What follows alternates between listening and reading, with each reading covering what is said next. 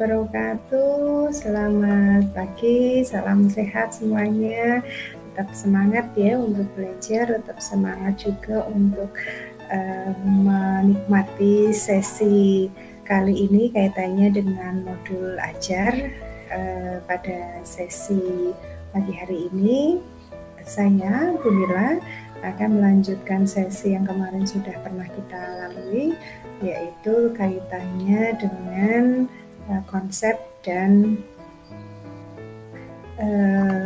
komponen modul ajar begitu ya. Namun untuk sesi yang kedua ini kita akan ulas sedikit sharing kaitannya tentang prinsip penyusunan modul ajar maupun prosedur-prosedurnya seperti itu ya. Namun jangan lupa tetap melaksanakan 3M protokol kesehatannya selalu untuk dilaksanakan ketika saudara keluar dari rumah begitu. Untuk prinsipnya di dalam penyusunan modul ajar ada beberapa hal yang kemudian nanti bisa menjadi catatan saudara sekalian, bahwa pendekatan untuk penyusunan prinsip modul ajar ini nanti tahap perkembangannya tetap harus senantiasa memperhatikan dan memperhitungkan. Yang pertama adalah kaitannya dengan karakteristik ya. Jadi tidak hanya karakteristik saja sebetulnya ya, bagaimana juga kompetensi, kemudian juga minat dari para peserta didik di setiap fasenya. Jadi bagaimana sih latar belakangnya, latar belakang baik dari latar belakang kompetensi keilmuannya, apakah dia berada di level sedang, ataukah dia pintar, ataukah dia mungkin belum begitu ya. Jadi bagaimana juga minatnya, sikapnya dan sebagainya seperti itu ya.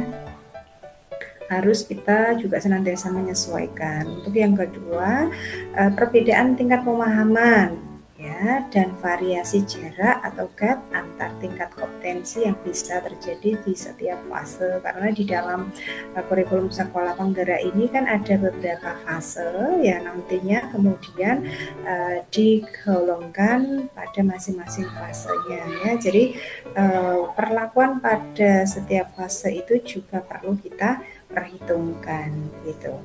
Untuk yang ketiga, melihat dari sudut pandang pelajar atau peserta didiknya, bahwa setiap peserta didik itu unik ya, mereka memiliki potensi masing-masing, memiliki passion masing-masing. Terkadang antara si A karakteristiknya berbeda dengan si B, kompetensinya berbeda dengan si C dan sebagainya gitu. Kemudian yang keempat, bahwa belajar itu harus seimbang ya, seimbang antara intelektual, sosial, personality, dan semua hal penting tersebut harus saling bersinergi, saling berhubungan gitu ya. Jadi tidak hanya kemudian pintar secara intelektual saja, namun dia apatis, dia tidak mau bersosialisasi dengan teman-temannya, dia bersikap individualis dan sebagainya. Terus secara personality juga dia kurang bisa bersosialisasi dengan baik dengan teman-teman sebayanya dan sebagainya gitu ya. Jadi hal-hal tersebut juga tidak hanya kontribusi secara intelektual saja, namun juga sosial, personality juga harus saling bersinergi seperti itu. Dan yang kelima adalah tingkat kematangan dari setiap peserta didik tergantung dari tahap perkembangan yang dilalui oleh seorang peserta didik dan merupakan dampak dari pengalaman sebelumnya seperti itu ya. Jadi kita senantiasa harus melihat secara detail baik dari karakteristik, tingkat kematangan, sudut pandang siswanya, kematangan dan lain sebagainya ya, pemahamannya begitu. Nah, untuk kriteria yang harus dimiliki modul ajar tersebut ada 4, yaitu yang pertama esensial, kaitannya dengan pemahaman konsep dari setiap mata pelajaran melalui pengalaman belajar dan lintas disiplin ilmunya, gitu ya. Jadi sesuai dengan pemahaman konsep mapel yang dipelajari, begitu ya. Jadi juga adanya keterkaitan antara mapel katakanlah matematika juga berkontribusi di dalam misalkan pendidikan agama Islam, kimia, biologi dan sebagainya. Begitu juga sebaliknya, demikian ya. Terus kemudian menarik, bermakna, menantang ya. Artinya saya kira saudara sekalian juga sudah sangat paham terkait hal ini, yaitu menumbuhkan minat untuk belajar dan melibatkan peserta didik secara aktif dalam proses KBN, dalam proses kegiatan belajar mengajar gitu ya. Jadi tidak monoton, tidak hanya itu-itu saja, apalagi pada saat pandemi seperti sekarang ini gitu. Terus kemudian berhubungan dengan pengetahuan dan pengalaman yang dimiliki sebelumnya, sehingga tidak terlalu kompleks begitu ya, tidak terlalu melebar kemana-mana begitu ya. Jadi sesuai dengan substansi yang ada, namun juga tidak terlalu mudah untuk tahap usianya begitu ya. Jadi disesuaikan tingkatan berpikirnya, bernalarnya begitu ya. Kemudian yang ketiga relevan dan kontekstual, yaitu berhubungan dengan pengetahuan dan pengalaman yang dimiliki sebelumnya. Jadi runtut gitu dan sesuai dengan konteks di waktu dan tempat peserta didik berada. Ya, artinya ketika kita belajar matematika, katakanlah ya ada keterkaitan, misalkan katakanlah etnomatematika seperti itu ya. Jadi ada saling keterkaitan, misalkan katakanlah di etnomatematika itu kan kita belajar matematika namun aplikasinya di dalam kehidupan sehari-hari seperti itu ya. Terus berkesinambungan. Nah, berkesinambungan itu adanya keterkaitan alur kegiatan pembelajaran sesuai dengan fase belajar peserta didik ya. Jadi step by stepnya, tahap demi tahapnya itu sesuai dan senantiasa ada keterkaitan saling bersinergi antara fase A, B, C, dan D dan seterusnya begitu ya. Terus kemudian prosedur penyusunan modul ajar.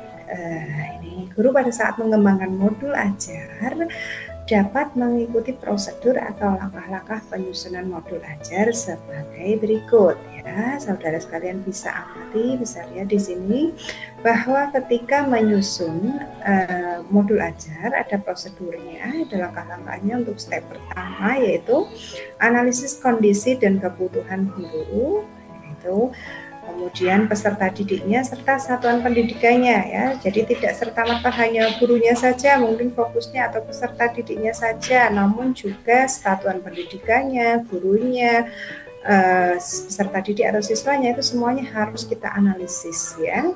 Jadi guru harus mengetahui kondisinya ya, kebutuhan peserta didiknya, kemudian juga latar belakang serta sarana dan prasarana yang mendukung di dalam satuan pendidikan tersebut, yaitu apakah sarana prasarana yang mendukung atau tidak, siswa gurunya juga mendukung ataukah tidak begitu ya. Jadi saling berkolaborasi secara baik di situ. Kemudian yang kedua kaitannya jelas ya, lambangnya saja sudah seperti ini ya, artinya kita mengkontribusikan, mengidentifikasikan dan menentukan dimensi dari profil pelajar Pancasila, yaitu guru harus ya diwajibkan bahkan ini masih berpegang teguh pada dimensi profil pelajar Pancasila gitu ya. Terus kemudian yang ketiga menentukan ATP ya, alur tujuan pembelajaran yang akan dikembangkan menjadi sebuah modul ajar gitu ya. Jadi guru bisa membreakdown atau memilih ATP hasil dari pengembangan sekolah atau MGMP setempat atau dinas setempat mungkin yang mengacu pada ATP atau alur tujuan pembelajaran yang ada gitu. Kemudian yang keempat, menyusun modul berdasarkan komponen yang tersedia ya. Jadi komponen inti, terus kemudian juga komponen pendukung. Nah, itu harus disesuaikan sesuai dengan kebutuhan pembelajaran ya, seperti itu. Kemudian yang kelima, pelaksanaan pembelajaran. Nah, dalam hari ini guru ya, lebih difokuskan kepada guru bahwa di dalam pelaksanaan kegiatan pembelajaran harus disesuaikan modul ajar yang ada dengan yang pelaksanaan pembelajarannya ya. Harapannya kan sesuai ya antara pelaksanaan dengan yang direncanakan pada modul ajar tersebut gitu. Kemudian yang keenam, evaluasi dan tindak lanjut atau feedback ya. Jadi setelah melakukan pembelajaran, guru seyogianya mengevaluasi gitu ya, memberikan evaluasi dan feedback untuk disampaikan kepada siswanya pada saat atau setelah pembelajaran berlangsung. Nah, itu tadi beberapa hal ketika saudara akan menyusun sebuah modul ajar yang pada sesi pertama kemarin sudah disampaikan bahwa ada konsep, kemudian juga komponen-komponennya. Nah, pada sesi yang kedua ini kita kaitkan dengan prinsip maupun prosedurnya. Jadi nanti saudara bisa aplikasikan, bisa segera untuk menyusun modul ajar sesuai dengan yang diarahkan pada sesi 1 maupun sesi 2. Selamat untuk menyusun modul ajar, semangat juga untuk 3M-nya, senantiasa sehat, senantiasa harus semangat belajar. Terima kasih, mohon maaf jika ada salah kata. Sekian dulu dari saya. Assalamualaikum warahmatullahi wabarakatuh.